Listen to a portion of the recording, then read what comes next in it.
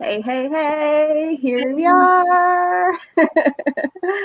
I am just going to pull us up on my phone to make sure that we are, in fact, here and good to go. How are you today, Sarah? I'm good. I'm good. How are you doing? Oh, just hanging in there, doing our best. So here we are. So we're on time and ready to go. So yeah. I will quickly introduce myself, as we do quickly. If you are new around here, you're probably not. I am Anna with the Sisters Enchanted, the co-founder here. And that was the baby handoff. And yeah, this is our week ahead astrology forecast. And with us today, like every Friday, is our co-teacher and exhibition astrology and also team Sisters Enchanted team member, Sarah Milne. Hello. Hello. So I apologize today for my poor lighting and living room, but it is what it is. We're here. And I say, let's just get right into it. Sarah, what can we expect for this week astrologically? Actually, it's quite a lot. And we have kind of continue a bit of that kind of, we are continuing a bit with that sort of fogginess and things, because we talked about Mercury, Venus last week, and we still have that energy coming into this week. So we have that relaxed, affectionate, lightheartedness, but being careful not to be a bit too flippant and a bit too lighthearted and like maybe come across as like not caring. All that stuff we talked about last week. And we still have the Mercury square Neptune as well until June 10th. So that still gives us that kind of foggy thoughts, foggy feelings, that kind of like daydreaming and imagination, kind of perhaps a lack of clarity. But then it's great to be able to like tune in with our imagination and our dreams, but sometimes that can give us a little bit of fogginess we talked about last week. And we talked about the issues of like buying and selling houses during these kind of things. Today was meant to be my deadline, but I don't think we're going to get there. So I'm still very foggy with that and still feeling like people are misconceiving or like hiding some elements of the truth a little bit along the way there. So totally confusion there. Right. I'm feeling like, as you know, I've turned a positive corner in mine, and things are looking like the light at the end of the tunnel we've reached the light at the end of the tunnel, but I'm still in that like, did we get the wrong text message? Like, did we get the wrong email? Are we going to get like an email tomorrow that says like, whoopsie? Like that's like my mindset that we're going to. I know. Well, we have it different in the UK. So in the UK, you make an offer on a house and there's no legal binding, and you go through all the searches and all this legal stuff, and then you exchange contracts, and that's when there's legal binding. We set a deadline for this week, but they're not quite there. Longer, or do I say enough's enough? Yeah. I know. I hear a little bit of an echo too, so I'm picking up my computer because I'm not sure if it's me because I'm not at a desk, but we'll just do our best. We'll just carry on. So we still have that kind of fogginess going on, but it's still really great energy for creative projects. So like channel that imagination, that Mercury square Neptune into creativity. It's great for creativity. They're hanging on joining them on Tuesday. I'm really echoing. Joining on Tuesday is Venus. So we have Venus square Neptune on Tuesday as well. So Venus is joining Mercury, squaring of Neptune. Yeah. So that's kind of like heighten our mood for affection. So like new relationships, it might be a good time for new relationships. But again, we've got this Neptune Venus, so we might feel like a bit foggy about something. It might be like you feel all like, yeah, connected, affectionate. We might rush into things that maybe aren't quite right. Especially because Mercury is being so foggy as well. That a lot of people might struggle. So you might going to give like here. I'm going to mute myself for a second and see if it is me. Okay. Before you continue, so I don't want to. Okay, am I still? All right, I'm not echoing now, but can you still hear me? Can you still hear me? But I can't hear the echo anymore. So the echo's gone. So it's strange just having me talking now. So yeah, with Venus square Neptune, we get this kind of heightened for affection.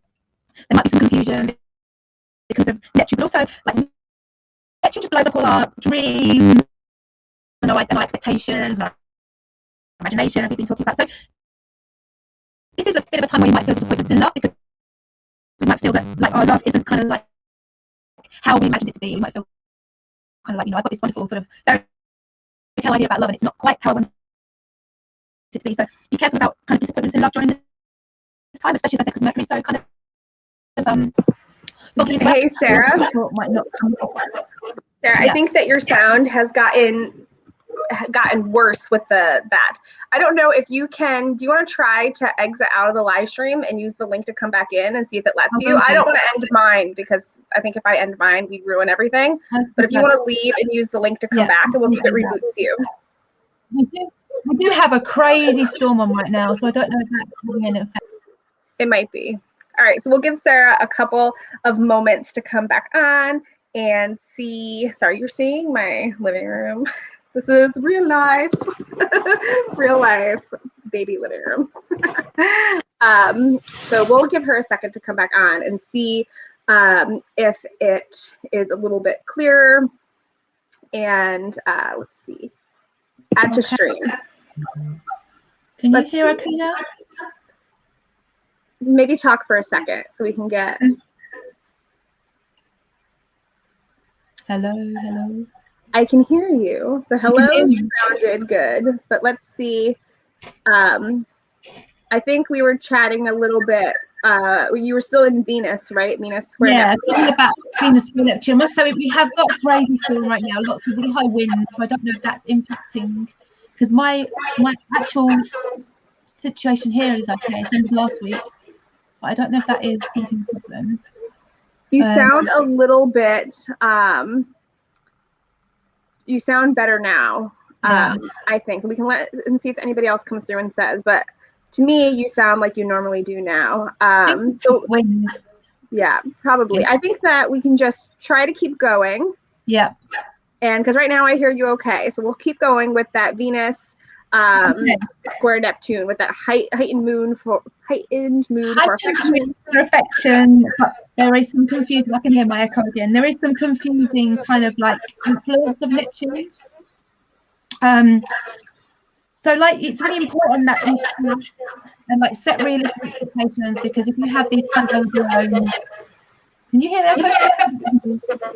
You're kind of cutting out a little bit. So I'm going to talk a little bit and you can kind of nod and let me know if we're on the right track here.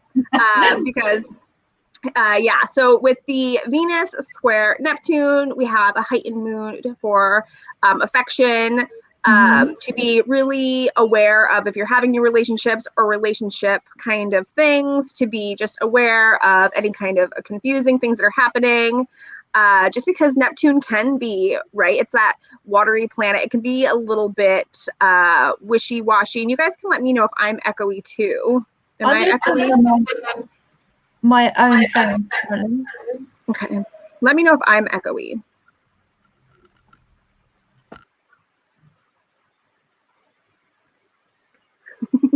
I know we do need some earbuds. It usually doesn't happen like this. And Sarah Milne and I both usually I don't own earbuds. I have small ears and they hurt my ears. I need a really good recommendation for earbuds for people who have small, dainty ears, where regular earbuds hurt their ears. Okay. So if anybody has a good recommendation for earbuds for people like me, you can let me know. So we'll just turn our speakers both down a little bit too, and just see if it gets any better, Sarah. Okay. I can hear you, but then sometimes as you start going, it gets a little wonky. Yeah. But we were just talking about, how wishy-washy Neptune can be. Absolutely. And to make sure that you have realistic expectations on, the communications that you'll have with other people and what kind of affection you're looking for, because we do have that Venus energy there, and to have realistic standards because of that Venus square Neptune, that you might not be able to connect with people the way that you would really like to. It might get lost. It's almost like this is just kind of something I'm going to Magenta's asking, are the Apple earbuds too big for your ears? Yes, they are. They actually hurt, and they fall out. This reminds me of, you know, when you read like a really good book, or you watch a really like lovey-dovey movie, and at the end of it, you just want to like throw popcorn at the screen and be like, that's not real life. You know what I mean? Like, you get so caught up in that book or that movie that's kind of what like this Venus square Neptune, like having that really beautiful heightened expectation of what like a relationship or communication would be, but then you're like, stupid movies, stupid book, because that's not real expectations, that's not real life. You know, things don't always happen the way they do in a storybook ending, and to be aware of that and not to throw all your like emotions maybe in at one time, so that you can have somebody reflecting correctly, like what kind of affections you want to put out there. You know, like don't over invest right now, and just have, like I said, expectations that are realistic.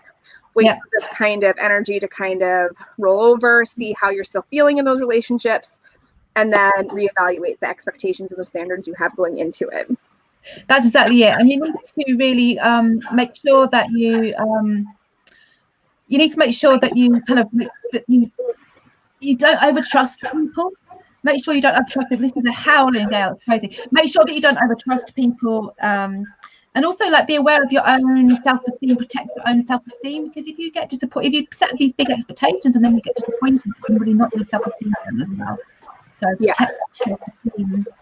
That's true, because again, with that Venus there, you do want to have a good amount of self-confidence and try to own it yourself, and not have other people, not relying on other people to give you that bolster of confidence that you need, and really finding the strength within yourself. That's a really big, I think, theme with Venus, finding your confidence. And so watch your expectations, be confident in yourself. Don't rely on other people to fill you emotionally at this time, because you might not get what you think that you need, and try to supply it best for yourself at this time. Probably. That's exactly it.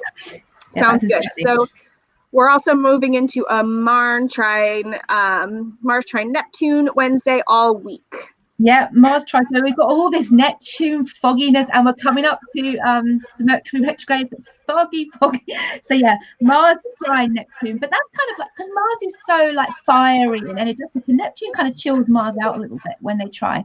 So we talked about we did talk about trines last week. This is when that energy is kind of flowing between the two planets. They're kind of like cooperating well, serving each other well, bouncing off each other well, and those energies are flowing well between them. So this means this kind of like has Mars's passion and Mars's drive with all kind of this good sensual and creative stuff. So you might kind of feel kind of sensuous in those relationships. So, but be careful, you might have that Venus setting up your great expectations and some sensual stuff going on there, and then realize it maybe you've been a bit confused. So be careful of this energy, especially it could drive some interesting things to happen, you know, in terms of if you're single, like just make sure, checking yourself that you are making the right decisions. Right. A little bit lusty. Make sure that we're if we want to be lusty, that's fine, but exactly. Make sure that you know that maybe you're being a little bit lusty. It's always That's good. Exactly it. That's exactly it. We might get some passionate sensual affairs, but also, again, this really feeds creativity. Creativity is such a kind of like, the energy for the last few weeks has been very, very creative. And also our community spirit as well, because with Neptune, we want to connect to things, we want to connect to the greater good and connect to humanity. And Mars can be quite egotistical, and we talk about how ego is a good thing. You know, ego isn't a bad word in astrology. Ego just means myself or my self-drive. But kind of with Neptune, we are wanting to leave that ego behind and kind of do things for the greater good and connect. But it's all that Pisces energy of connecting with the school of fish and all being as one. So we might feel we are motivated to help society and combine with other people and to do things as well. So it could be a good week for like creative projects together with other people as well. Mm-hmm. It's also kind of like a good week for our religious and spiritual connections as well. So again, so this is another good aspect to look at astrology and study tarot and all those good stuff. It's another good aspect for all of that. But I kind of like summed it up really with like sort of egoless motivation, doing things kind of with that connected spirit rather than just for yourself with this. Yeah, that sounds like that because it is that trine, like we talked about last week, how it is that aspect that wants to work together. And that gives a nice rounding to that kind of Mars energy, because sometimes Mars can be very driven, can be very dedicated, almost to the point of too much dedication or too much drive. And having that little, it's like Neptune with a spray bottle when it's hot outside, like just giving you a cool, just little mist. And Shayna's sharing that she likes that egoless motivation, and that that's a really beautiful thing for sure. So something to look forward to this week, even though Neptune can sometimes kind of make us a little bit wishy-washy.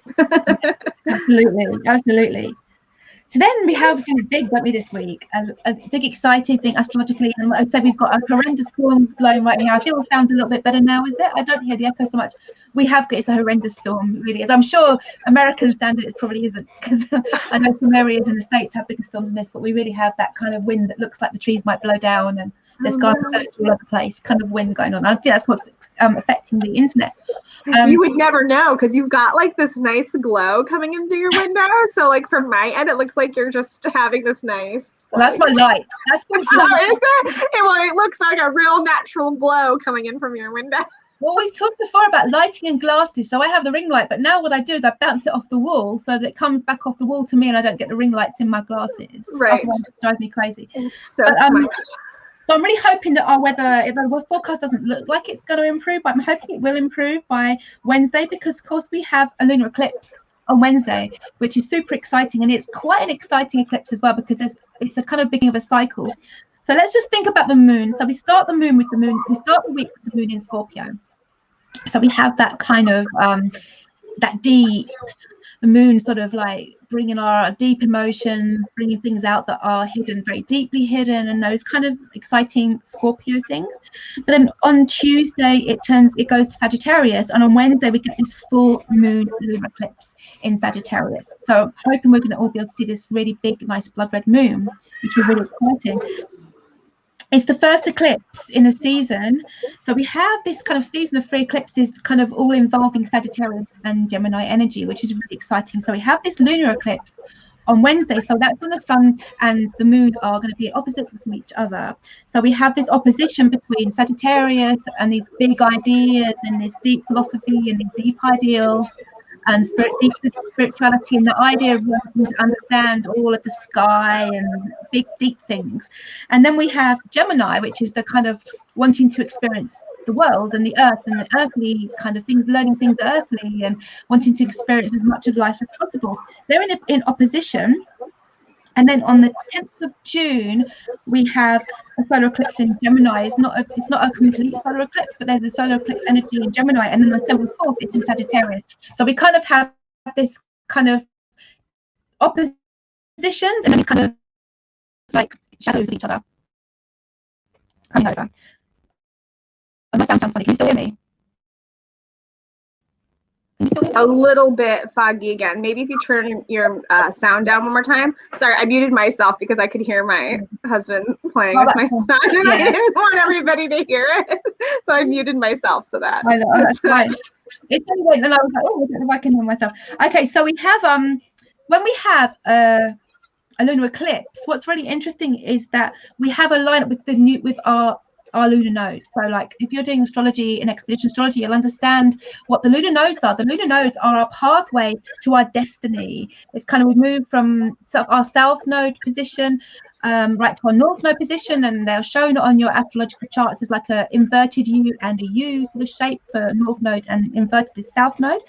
So the house and the sign at which your south node is kind of where you're born in this life, and we're on this destiny to that north node post. So that kind of like in our birth chart, it's our own path to destiny. But of course, our lunar nodes, like everything else, are impacted by the transits and by the transiting planets, and the transiting, like the nodes also transit. So the moment with this opposition, with this lunar eclipse, we have the north node in Gemini and the south node in Sagittarius. So it's kind of like this tug of war between this Gemini and Sagittarius energy is really important for us all in terms of that lunar pathway and our destiny. And that's why eclipses are so powerful. So we can kind of expect some changes some changes that are going to be quite important for our kind of sense of purpose and how we are on our path to destiny during this time. So, and they're going to be relating to things like thoughts and language and logic, and things like Sagittarius has that higher meaning and higher perspective, but sometimes you can get too kind of lost in the big ideas. Gemini helps you to bring those big ideas down to earth and to actually be able to communicate them to on a kind of more kind of understandable level, and to be able to ground them. Because I mean, I have, like Sarah, like both of us have a lot of Sagittarius in our charts. We're both Sagittarius moons and sun, both of us, and I'm Mercury, and Sarah has a host of planets, so it's going to affect us both really big. And it's kind of, we both know that thing of having these big Sagittarius ideas and then trying to ground them with that. And Gemini, the opposite sign, helps you to bring that sort of big energies to earth. And then Sagittarius helps Gemini to kind of like think deeper and get the full perspective, rather than these kind of like flipping around getting little nuggets, so to speak. So we have these energies in opposition with each other and eclipsing, and it's a really powerful thing. So we are going to get this change. We're going to feel some kind of change, and it's going to be quite important.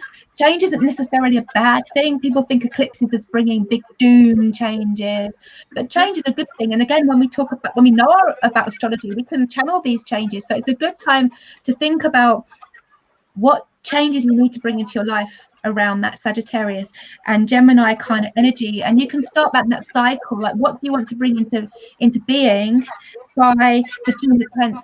Like maybe if you've got some sort of Sagittarius kind of big plans, big ideals, you want to kind of like bring some of that Gemini energy in to June 10th, and then December 4th, you might want to go back to how that then feeds back to your big.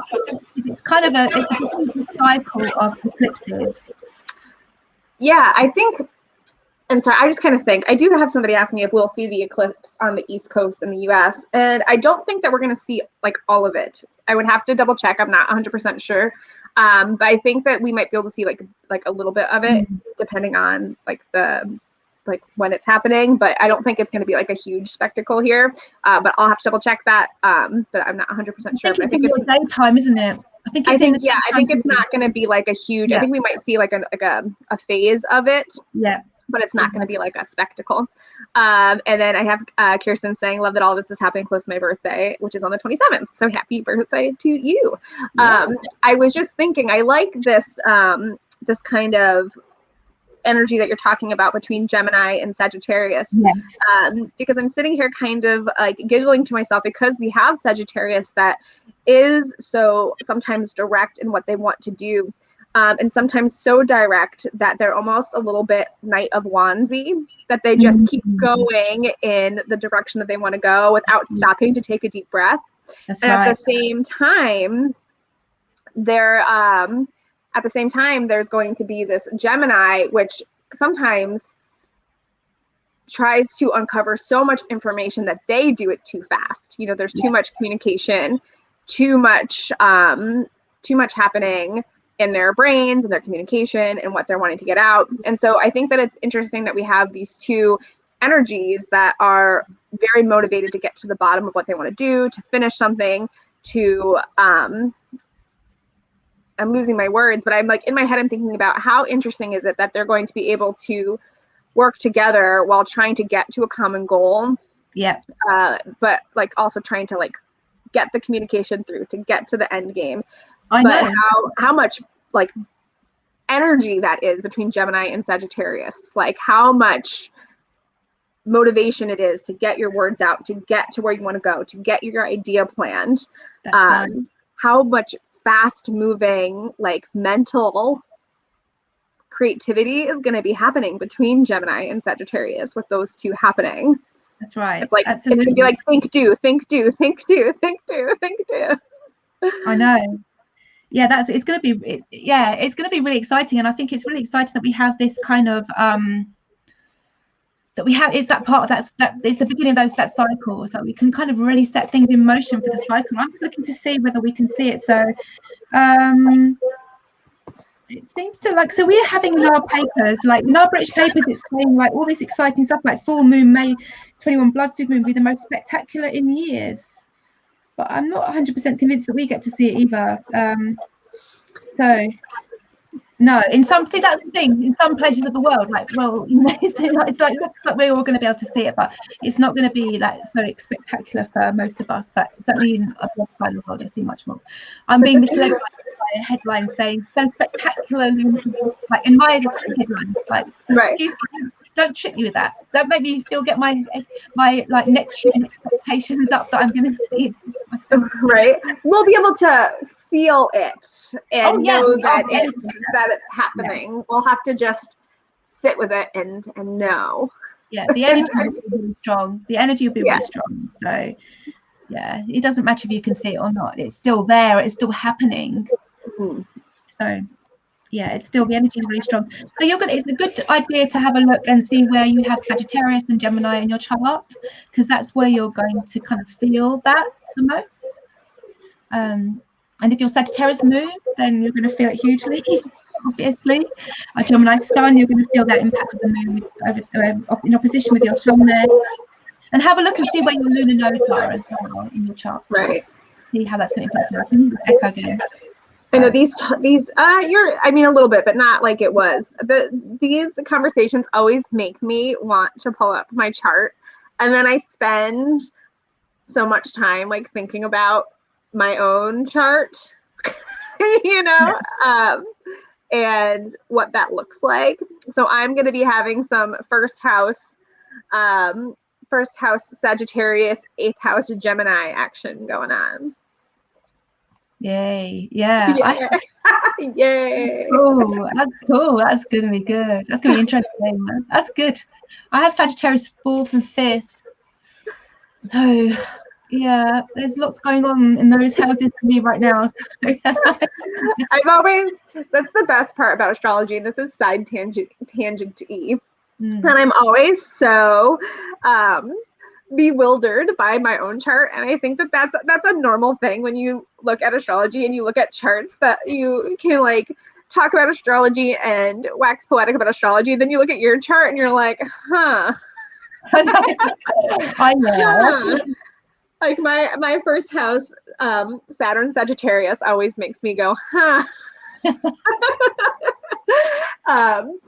But it is funny when you try to think to yourself, and always I think that it's a good time to think about, you know, if you do have your birth chart and you can at least figure out where your signs and planets are, to listen to a forecast like this and journal prompt yourself on what that looks like. What does the communication from Gemini and the motivation from Sagittarius look like in your chart? And when they're in a certain spot in your chart, what that journey will look like for you specifically. And if you're somebody that pulls cards, to pull cards about what that journey might look like to help you along the way, and journal on that, and then revisit it like during that time. Sorry, sirens are in the background. But to revisit that and see how it's playing out for you, and see, you know, what kind of shifts you've made during the lunar cycle. And yeah, so I think that that's, for me, that's when I learn the most about myself, when I take the time to write, like, my first house is this, it's in Saturn, and it has Saturn in it, it's in Sagittarius. What does that look like? And even if I do it really broadly, where I'm like taking my personal self out of it, you know, and then writing the story around it, and then adding myself back to it later, to me is a really handy way to get out of that kind of block when you have to reading for yourself. Kirsten's asking, can you recommend a good site to get a chart at? I think if Christina Booz is in the comments, she can link up. A lot of times we use, or I use on the fly, I use astro.com. I like that. And on my iPhone, I have the app. And I think, I don't know if it's available for all, but I use the app Time Passages, and it just pulls up your chart easy, and then today's chart and stuff too. So that's really handy for me to just be able to check my chart real quick, and like what's happening for the day, and apply it to mine. But yeah, so lots of exciting things. Sagittarius energy is always so I love it. I have to say, exhilarating. I do love it. I was just going to say as well that the last time we had this particular eclipse cycle was in May 2002. So another thing you can do is look back, if you kind of remember at all, if anything significant was happening in your life May 2002, you can kind of look back then as well and see kind of how that energy impacted you, and like how that might relate to something like intentions that you want to set now. Do you want to, because you can like, there's all sorts of ways of looking at cycles of these kind of things. You can use like this cycle from kind of like now to June 10th, December 4th, or you can like from May 22nd through to this one, to the next one. There's so many things, the ways of looking at it, and like journaling about it and having some fun there. So many things to think about. I'm like, oh my gosh, what was I doing in 2002? This is like going to be so much journaling and probably a good segue into some shadow work. I'm like, how much you've changed since then. Oh, goodness. I think so too. Yeah. Oh, goodness. So I encourage everybody to pull out a journal if you're not a journaler, to get some things down, write some notes. Remember where you were in 2002 and like what has happened in your life between then and now, and what lessons you have learned, because that's the thing we talked about. We talked about Sagittarius a little bit last week, and we talked about the constellation of Sagittarius and being that centaur with his arrow, and that centaur in its placement in the sky is, you know, a defender against that Scorpio constellation. And, you know, like, what have you learned to defend yourself against? What boundaries have you created? But what have you learned? What have you broadened your mind at? Because we also, depending on what stories you read, you can align that Sagittarius constellation with that of Chiron, and knowing how to heal oneself and learning all the things that you can, or at least learning mostly about healing everybody else and mostly yourself when you can.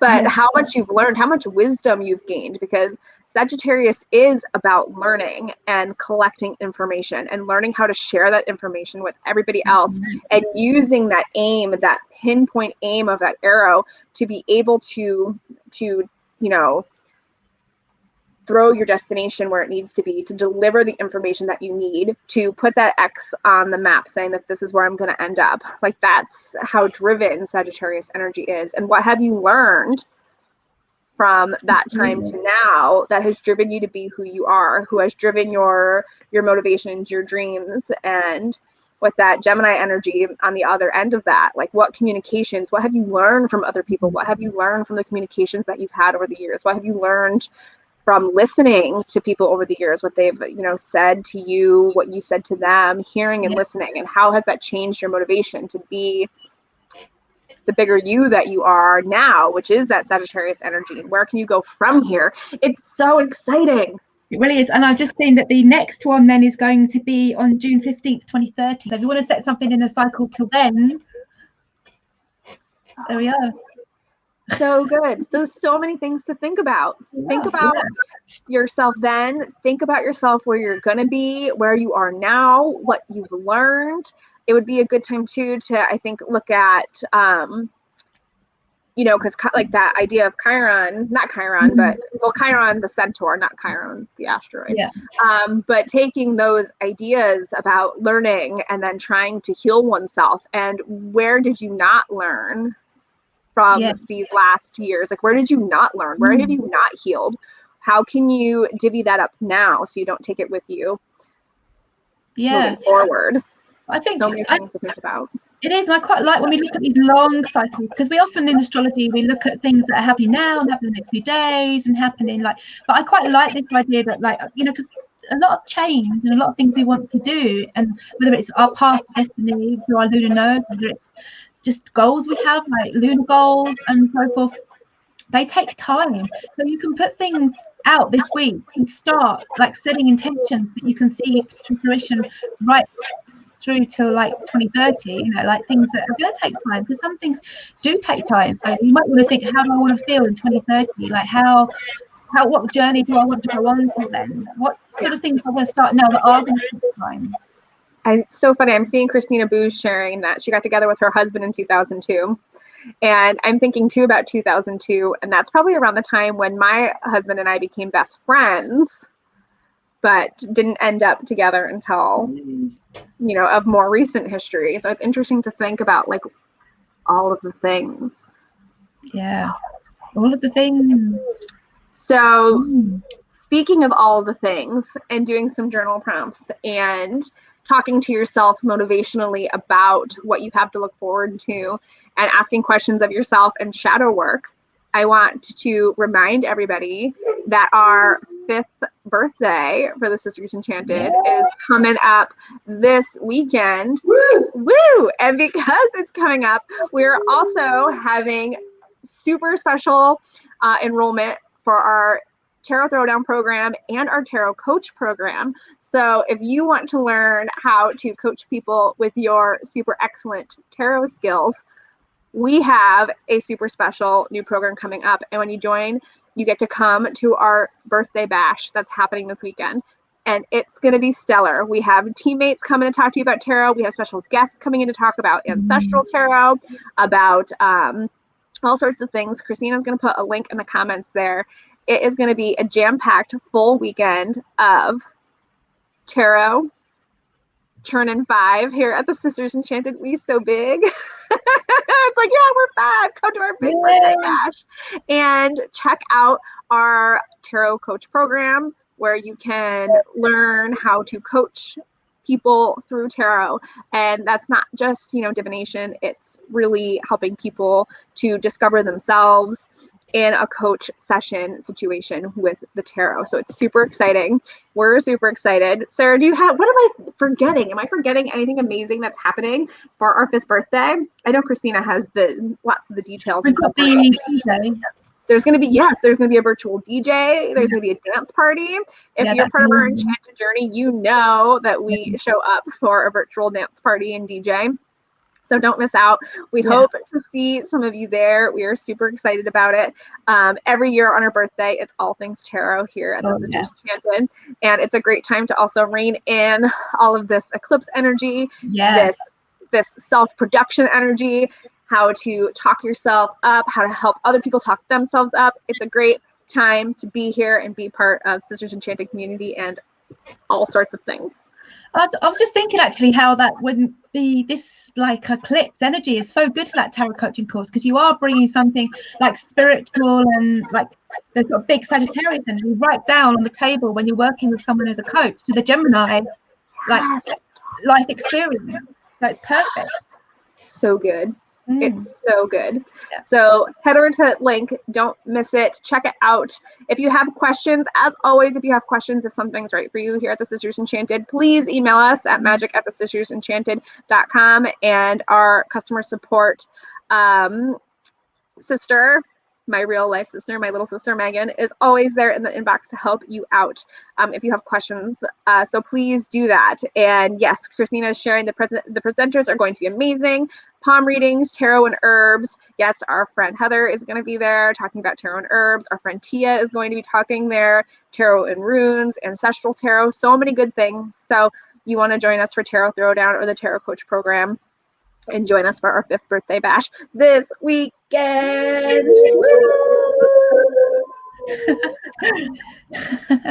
Right. So I think that's it. Do we have any words of wisdom to leave everybody with this week? I think it's still self-esteem. Protect your self-esteem. Still all that creativity, because you can even explore these cycles through creativity. So creativity, self-esteem. Creativity, self-esteem, realistic expectations, and supporting your expectations with yourself and not with others. Yes, absolutely. Yes. And shadow work. Where were you in 2002? Where were you? Where are you now? What lessons haven't you learned from 2002 to now? How are you going to learn them for 2030? Yes. How are you going to implement them so you can learn them? I love it. And with Jupiter as well, with Sagittarius, any opportunities that maybe you haven't taken anywhere, if you're kind of thinking now, when I was back in 2020 and back in 2002, I really by now should have been this person. I really by now should have achieved this. Well, then set an intention to have achieved it by 2030. I love it. Yeah. So many good things. Absolutely. So check in with yourselves, everybody. Check in with that tarot coach program that Christina shared in the link. We hope you see us. We hope we see you at our 5th birthday over in the Tarot Throwdown community. And thank you all so much for being here and joining us today and being patient with our tech. But we are here. We've made it. We did it. And it was so nice to see you all. And I hope everybody has a great rest of their week and weekend ahead. Thanks, Sarah. Yeah, thank you. Bye.